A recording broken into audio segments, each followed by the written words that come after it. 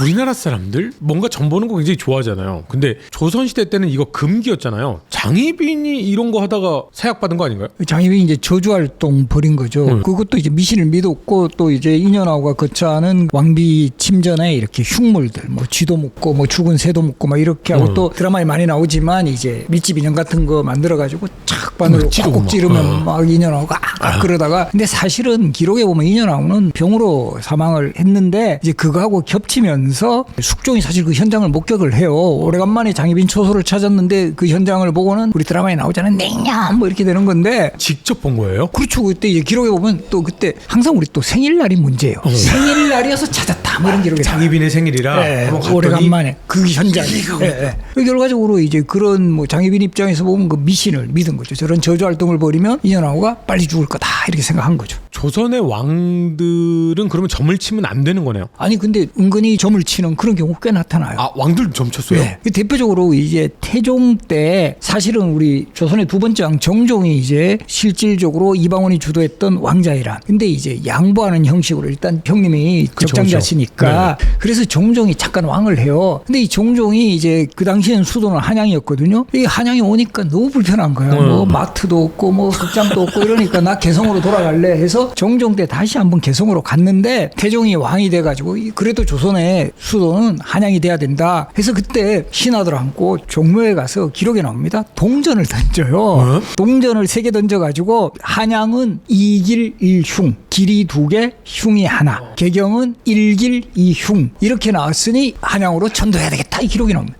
동전을 던져서 앞이 2개 뒤가 하나 이런 식으로. 근데 이게 정말 누가 봐도 이게 입회인도 없고요. 그냥 태종이 종묘에 가서 그렇게 했다는 게 아마 이미 결정을 해놓고 그렇죠. 형식상으로 봐라 이렇게 점을 쳤는데도 한양으로 천도하려고 하지 않느냐 아마 이렇게 했을 가능성이 많고요. 광해군 때도 교화로 한번 천도하려고 했어요. 지금 저 파주 이쪽. 그때 아마 교화천도가 이루어졌으면 파주 땅값이 상당히 올라갔을 겁니다. 교화가 오히려 중심이고 저쪽 밑에가 신도시들이 이제 그렇죠. 강남권이 생겼겠죠. 강남 신도시. 그런데 이때도 이제 그 점쟁이들이 술사라고 나와요.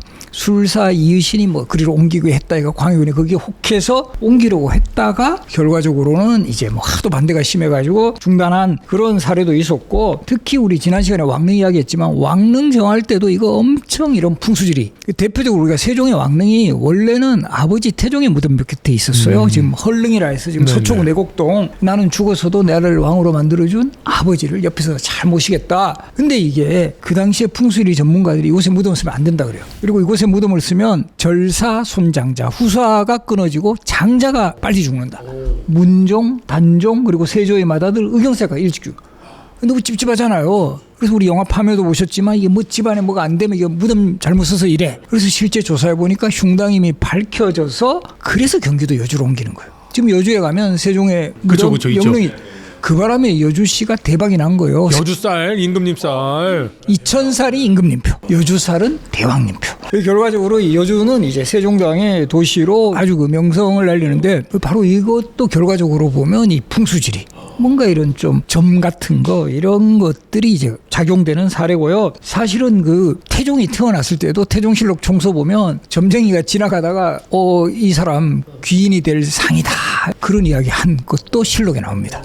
교수님 요즘에요 전 세계를 강타하고 있는 프로그램이 하나 있거든요. K-팝 아이돌이 악귀들을 물리치는 이야기가 전 세계 넘버원 애니메이션이 돼서 지금 거기에 나온 음원이 방탄소년단 기록을 깨고 막 이럴 정도로 지금 인기가 그래요? 많아요. 진짜요? 네. 그런데 거기에 저승사자 아이돌이 등장하거든요. 그래서 이름이 사자보이스예요. 그런데 사실 그 검정 갓에 검정 도포를 입은 이 사자는 전설의 고향에서 만든 캐릭터고 저승사자라는 개념이 조선시대에도 있었어요. 조선시대에는 저승사자 개념은 뭐 귀신은 또 실록에도 꽤 등장해요. 데뷔전에 귀신이 나타나가지고 결과적으로 데뷔전을 옮기고 이런 자료는 나와요. 기본적으로 4, 5세기에 대한 다양한 관념들을 각각의 나라마다 민족도 발전시키는데 조선시대에는 그게 발달하지 않은 게 성리학 자체가 4, 5세기에 대한 관심들을 거의 끊어놨다고 해가지고 민간인들이 남아있지만은 다른 나라들에 비해서 진짜 조선시대가 이 4, 5세기에 대한 상상력이 정말 빈약한 것 같더라고요. 그런데 장례 제사 지낼 때 사자 밥을 해놓잖아요. 신발하고 3개. 그러니까 그게 우리나라 민간신앙과 결합이 된 게요. 우리나라 보통 주자가리에서 유행하지 않습니까? 뭐 옛날에 준나라 때 보면은 그 상례 지내는 기록들을 봤는데 사자밥이나 이런 것은 없었어요. 지금 말하는 저승사자는 어떻고 뭐 지옥의 뱃사공은 샤론이 헤엄치고 이런 식의 어떠한 그 풍부한 서사가 저는 못 봤어요. 대번 부르면 이제 가야 되고 그 도깨비에서 나오고 막 이런. 이제 귀신 뭐 이렇게 조선시대 상당히 근기시했는데 그 대표적으로 이 중종 때 설공찬전이라는 소설이 유행을 해요. 유명해요. 이 설공찬이라는 사람이 귀신이 돼가 그 혼령이 사촌한테 묻어서 나오는 이야기인데 거기에 보면 귀신 이야기가 상당히 잘 묘사되어 있고 이게 설공찬이 지옥에 가는 거예요. 이 염라대왕 만나는 그런 스토리인데 중요한 것은 금서가 돼요. 금서군요. 이거 왜냐하면 그 조정에서 이런 귀신 이야기로 나라를 좀 혼란하게 한다. 그리고 그 당시에 저자가 채수라는 사람인데 그 당시로 치면 관료에다가 학자요. 요즘으로 치면 사회적 전파력이 있는 사람이 이런 소설을 써가지고 유통이 되면 이게 문제가 생긴다. 그래서 이 설공찬전이 금서가 된 이야기는 조선왕조 실록에까지 등장을 해요. 그만큼 이제 귀신에 대한 그걸 전파하는 것을 차단하는 그 시대 분위기가 나온 거죠. 참고로 그 귀신들 이야기 관련된 게 대부분 무덤이잖아요. 근데 그 무덤이 청나라도 그렇고 한국도 그렇고 다 무덤 도굴과 연관돼 있어요. 그 왜 옛날에 왕조연 나온 영화 있죠? 네네. 천녀유호. 그게 청나라 때 요제지라는 소리 나온 건데 이게 도굴 이야기인데 귀신을 만났고 연애를 하고 그게 다 엮인 게 결국은 도굴꾼들이 만들어낸 이야기가 엮인 게 천년유혼이 도굴꾼 그러니까 그게 얘기였군요. 저기 옛날 수신기 책 보면 나오는데 황금베개의 추억 기억이 있어 이야기. 왜냐면 어떤 공주가 일찍 결혼했다가 죽어서 부모가 엄청난 보물과 함께 묻었더니만은 누가 그걸 도굴한 거예요.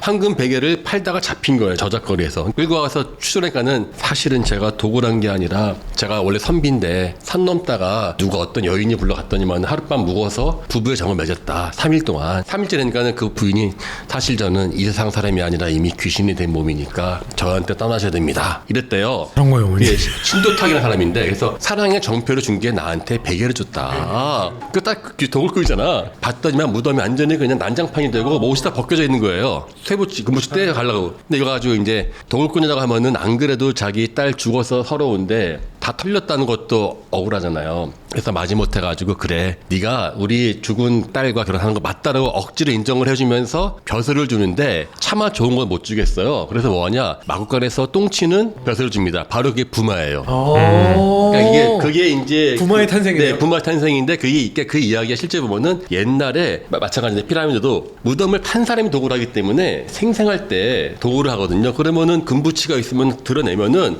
몸이 떼굴떼굴 구르면서 몸이 다 벗겨지거든요. 그러니까 실제로 지금 제가 중국 예 보니까요. 풍소부리라는 사람의 무덤 팠더니만은 어떤 20대 여인인데 엎어진 채 발굴됐어요. 왜냐면은 아직 살이 붙어 있을 때 옷을 드러낸 거죠.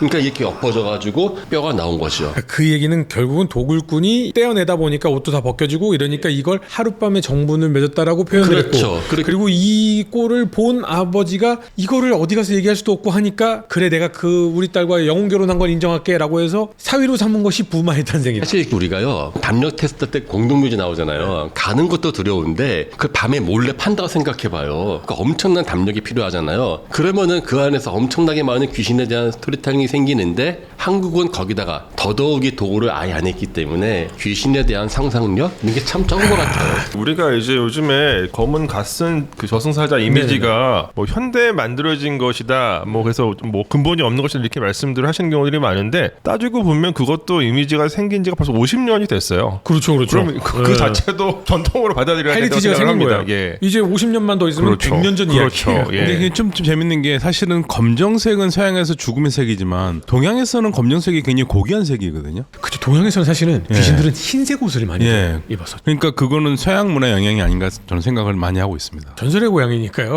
이미 칼라 TV가 다 보급되던 시절이니까요.